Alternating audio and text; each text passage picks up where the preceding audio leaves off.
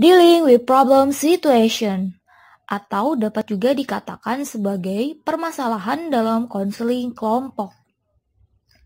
Pada pokok materi ini, kita akan membahas mengenai berbagai macam permasalahan dalam konseling kelompok dan beberapa solusi berupa keterampilan ataupun teknik yang dapat digunakan konselor untuk mengatasi permasalahan tersebut.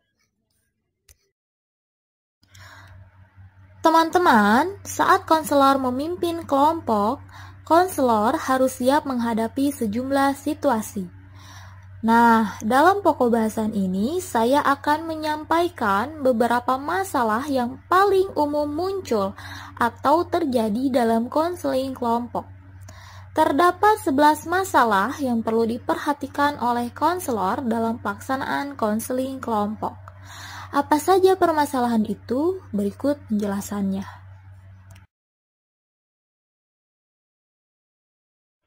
Yang pertama, the chronic talker, yang kemudian dibagi lagi menjadi 3 jenis, yaitu the nervous member, yaitu seseorang yang gugup ketika berbicara. Nah, untuk mengurangi kegugupannya itu, maka ia akan lebih sering berbicara dengan orang-orang yang mengajaknya berkomunikasi. Kemudian the rambler, yaitu seseorang yang banyak bicara dan tidak menyadari bahwa apa yang ia bicarakan atau ocehannya itu dapat berpengaruh terhadap orang lain. Kemudian the show off, yaitu seseorang yang banyak berbicara dan ingin membuat orang-orang di sekitarnya itu terkesan dengan dia gitu. Jadi terkesan caper gitu. Nah, solusinya bagaimana ketika konselor menghadapi konseli dengan karakter yang seperti itu? Nah, solusinya konselor dapat memasangkan konseli yang memiliki sikap seperti itu, misalkan cerewet, dapat memasangkan konseli yang cerewet dengan konseli yang cerewet lagi gitu. Ajak konseli tersebut untuk saling berkomunikasi dan tanya gitu, perasaannya bagaimana, kesannya bagaimana ketika si konseli tersebut dihadapkan dengan orang yang juga cerewet gitu, sama seperti konseli tersebut. Permasalahan yang kedua yaitu the dominator, yaitu seseorang yang mencoba untuk mengatur kelompok. Jadi orang dengan tipikal ini tuh cenderung ingin mengatur kelompok, mengatur segalanya dan memegang kendali apa yang terjadi dalam kelompok gitu. Nah, solusinya bagaimana ketika konselor menghadapi konseli yang seperti ini? Nah, solusinya, konselor dapat menemui konseli secara pribadi untuk membahas perilakunya dalam kelompok. Tapi, jika perilakunya fatal, maka konselor dapat memutuskan konseli untuk keluar dari proses konseling yang telah berlangsung. Permasalahan yang ketiga, the distractor, yaitu seseorang yang mencari perhatian, cenderung mengabaikan tugasnya dalam kelompok dan seringkali mengangkat topik yang tidak berkaitan dengan topik yang sedang dibahas dalam kelompok. Jadi tipikal konseli yang membicarakan sesuatu tapi tidak pada tempatnya, membicarakan sesuatu jauh dari apa yang sedang dibicarakan dalam kelompok. Misal, kelompok sedang membicarakan pokok bahasan A, si konseli malah membicarakan pokok bahasan B, jadi tidak relevan. Nah, solusinya bagaimana ketika konselor menghadapi karakter konseli yang seperti ini? Nah, solusinya konselor dapat berbicara dengan konseli dan kemudian ketika si konseli memunculkan perilakunya tersebut atau memunculkan perilaku yang tidak diinginkan, maka konselor bersama anggota lainnya atau konseli lainnya dapat saling bekerja sama untuk mengabaikan komentar atau ocehan atau celetukan atau perilaku konseli yang bertolak belakang gitu ya, yang tidak diharapkan, yang tidak sesuai. Nah, hal tersebut dapat membantu meminimalkan efek dari perhatian yang berlebihan dari konseli. Yang keempat, the reassuring member, yaitu upaya seseorang untuk meredakan perasaan negatif yang dialami anggota lain dalam kelompok, namun dengan cara yang keliru. Nah, lalu bagaimana solusinya? Konselor dapat menyampaikan pesan-pesan mengenai simpati konseli yang keliru, yang dianggap tidak dapat membantu. Nah, konselor juga dapat memberikan contoh metode pemodelan tentang bagaimana caranya bersikap empati yang benar. Selanjutnya, masalah yang kelima, the negative member, yaitu seseorang yang terus-menerus mengeluh tentang kelompoknya atau tidak setuju dengan anggota kelompok lainnya. Seseorang dengan sikap yang seperti ini cenderung sangat merepotkan karena sikap dan perilakunya berlawanan dengan tujuan kelompok. Nah, lalu bagaimana solusinya? Dalam hal ini, konselor dapat berbicara dengan konseli tersebut di luar sesi konseling dan mencoba mencari tahu alasan mengapa konseli bersikap negatif. Selain itu, konselor juga bisa meminta kerjasama dengan konseli tersebut agar konseling kelompok dapat dilaksanakan secara produktif, gitu, tanpa gangguan dari konseli yang melakukan sikap yang tidak diinginkan.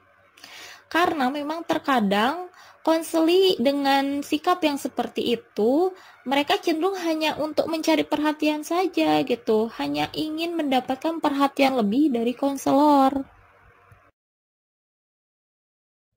Permasalahan selanjutnya mengenai the resistant member. Nah, maksudnya di sini adalah seorang konseli yang memiliki ekspektasi atau persepsi negatif tentang keefektifan konseling kelompok. Jadi, si konseli ini tidak percaya bahwa konseling kelompok akan membantu mereka.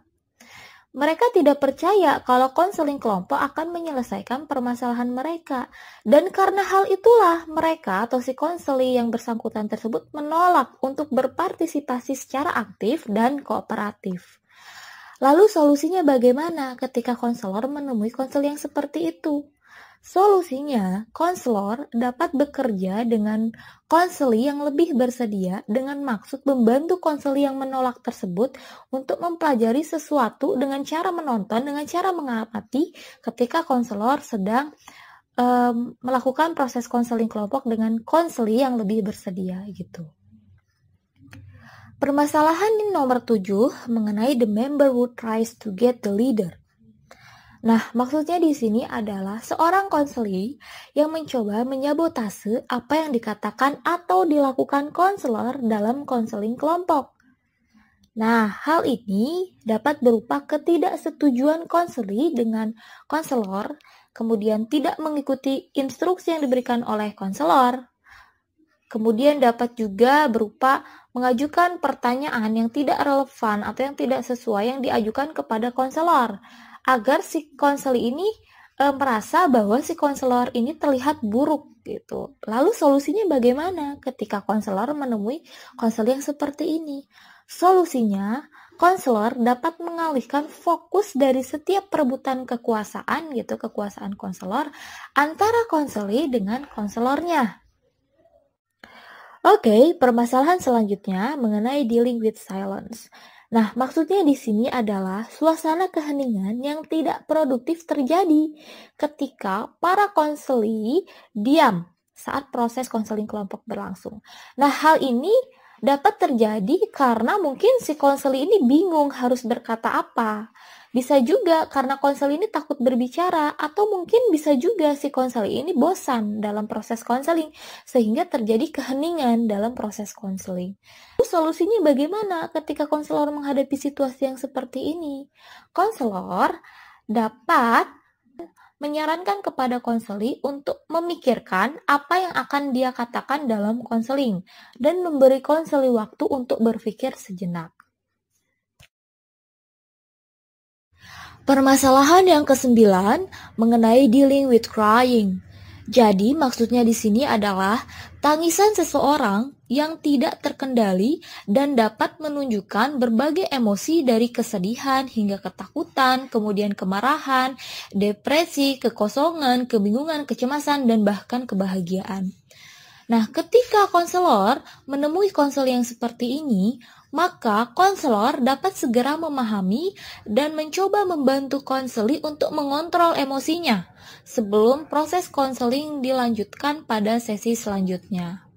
Nah, dalam hal ini juga, konselor harus selalu yakin bahwa konseli ingin mengatasi masalahnya dan konseli bersama konselor memiliki cukup waktu untuk menangani emosi secara tepat. Permasalahan yang ke-10 mengenai asking a member to leave, yaitu tindakan pemimpin kelompok untuk meminta salah satu atau beberapa anggotanya untuk meninggalkan kelompok karena bersikap sangat negatif, bermusuhan atau menolak. Nah, solusinya, konselor dapat mengeluarkan konseli yang bersangkutan atau meminta konseli tersebut untuk duduk diam atau duduk di luar area konseling kelompok. Jadi sejenis time out, jadi di scoring seperti itu. Kemudian permasalahan yang ke-11, dealing with prejudice, narrow-minded, or insensitive members. Nah, maksudnya di sini adalah sikap seseorang yang intoleran terhadap perbedaan anggota kelompok, berpandangan sangat sempit atau berprasangka buruk dan tidak bermoral. Nah, solusinya ketika konselor menghadapi konseli yang seperti ini adalah jika konseli memperlihatkan perilaku yang tidak diinginkan, maka konselor harus berbicara dengan konseli tersebut atau bahkan meminta konseli tersebut untuk meninggalkan konseling kelompok. Oke, baiklah teman-teman, sekian yang dapat saya sampaikan. Apabila ada hal-hal yang belum jelas atau belum dipahami, silakan teman-teman tanyakan di grup diskusi konseling kelompok via WhatsApp, atau bisa juga menghubungi saya langsung via WhatsApp, email, ataupun Instagram. Oke teman-teman, selamat belajar, selamat berproses, semangat dan sukses selalu. Saya akhiri, terima kasih. Wassalamualaikum warahmatullahi wabarakatuh.